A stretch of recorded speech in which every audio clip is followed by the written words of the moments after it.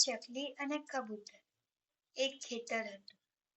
ખેતર પાસેના ઝાડ પર એક ચકલી અને એક કબૂતર રહેતા હતા.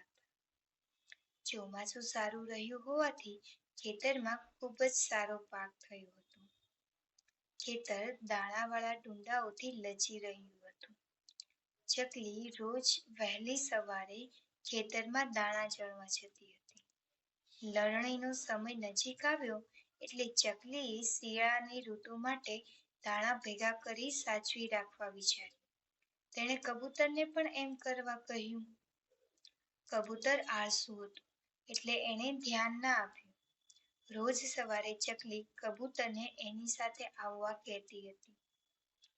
કબૂતર એને કહેતું, ઠાગા ઠૈયા કરું છું, ચાંચુડી ઘડાવું છું, જાવ રે ચકલી બેન આવું છું. ચકલી દાણા એકઠા કરતી હતી.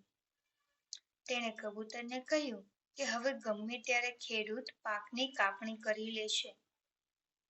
પણ આળસુ કબૂતર મોડું કર્યે રાખતું અને કહ્યા કરતું, ઠાગા ઠૈયા કરું છું, ચાંચુડી ઘડાવું છું, જાવ રે ચકલી બેન આવું છું. એક દિવસ ખેડૂતે પાકની કાપણી કરી લીધી. ચકલીએ તો દાણા ભેગા કરી લીધા હતા, પણ આળસુ કબૂતર શિયાળા માટે પૂરતા દાણા ભેગા ના કરી શક્યું. આળસુએ કિંમત ચૂકવવી જ પડે છે. સારું જીવન જીવવા માટે આળસ ખૂબ જ નુકસાન કરતા છે.